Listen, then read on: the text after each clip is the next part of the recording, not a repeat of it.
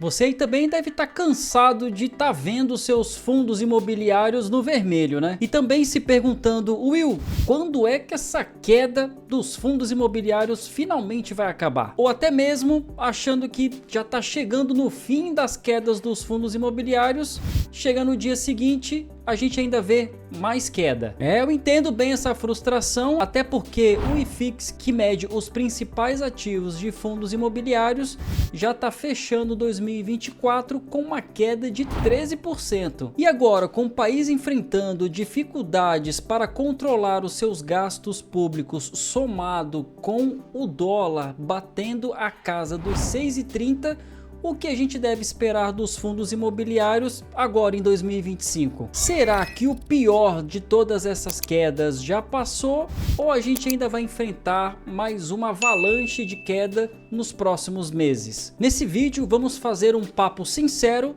analisar a situação atual, entender as razões por trás de toda essa crise da renda variável e o mais importante, saber o que fazer para proteger e até potencializar a sua carteira com os fundos imobiliários nesse momento tão desafiador que a gente está passando por 2024 e tende a passar também no ano de 2025. De cara, eu já vou mostrar uma realidade que talvez não é tão boa para os investimentos de renda variável. Para 2025, o mercado financeiro colocou aqui que a taxa Selic deve subir para até 14%, o que é uma das taxas mais altas que a gente já teve nos últimos anos, e isso impacta automaticamente a nossa renda variável, principalmente os fundos imobiliários.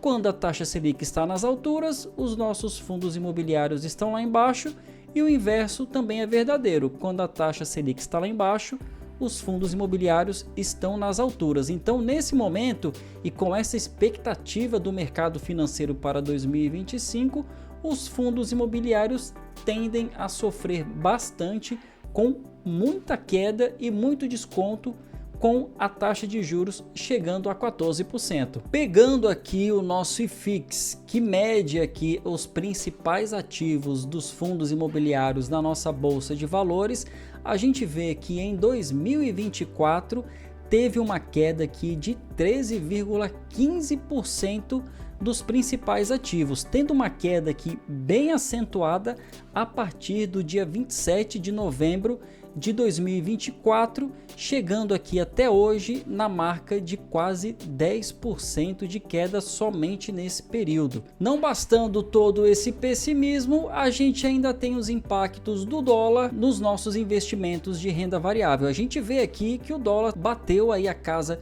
dos R$ 6,15, e isso impacta diretamente também nos nossos investimentos. Com o dólar nas alturas e o nosso governo não demonstrando real interesse em controlar e reduzir os seus gastos públicos, muitos investidores internacionais estão tirando o dinheiro aqui do nosso país e levando para outro país, o que acaba afetando negativamente na alta do dólar. Com o dólar nas alturas, tudo fica mais caro. Os nossos produtores, vendo essa alta do dólar, preferem exportar os seus produtos do que vender aqui no nosso país. Além disso, os combustíveis estão atrelados ao dólar.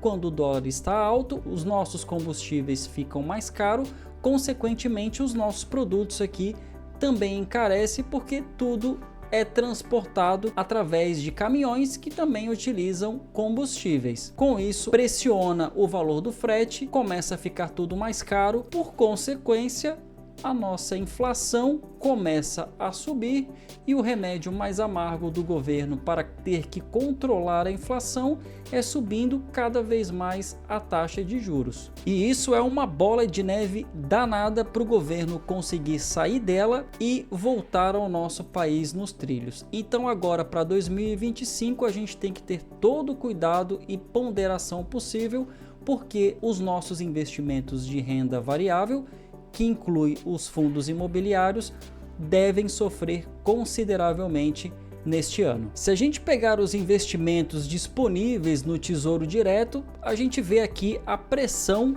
que isso causa nos fundos imobiliários. tem aqui IPCA+, pagando 7,85%, que é um IPCA muito atrativo e alto. O pré-fixado já chegou na casa dos 15,35%.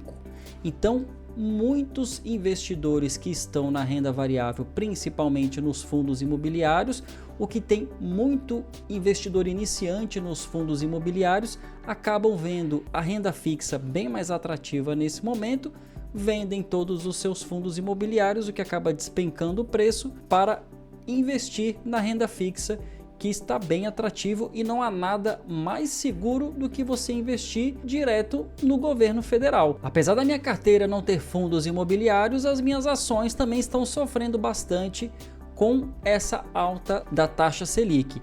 A gente vê aqui que as minhas ações estão na média uma queda de 1,74%, e eu tenho quedas aqui bem agressivas, como por exemplo o Unipar, que está com 49% de queda, Leve3 20% de queda, Vale já estou aqui com uma queda de 17%, o que acaba me gerando grandes oportunidades de compra, né? Eu tenho Banco do Brasil em queda, Itaúsa aqui em queda. Então, se você tem bons ativos na sua carteira de investimentos, pode também gerar grandes oportunidades para você baixar o seu preço médio, aproveitar essas promoções que a Bolsa de Valores está nos proporcionando nesse momento. Vamos pegar aqui na prática um fundo imobiliário que teve uma queda bem acentuada, para a gente ver se está fazendo sentido toda essa queda desse fundo imobiliário, a não ser a alta da taxa Selic. Vamos dar uma conferida então aqui no XPML11, que teve uma queda aqui nos últimos 12 meses de quase 11%,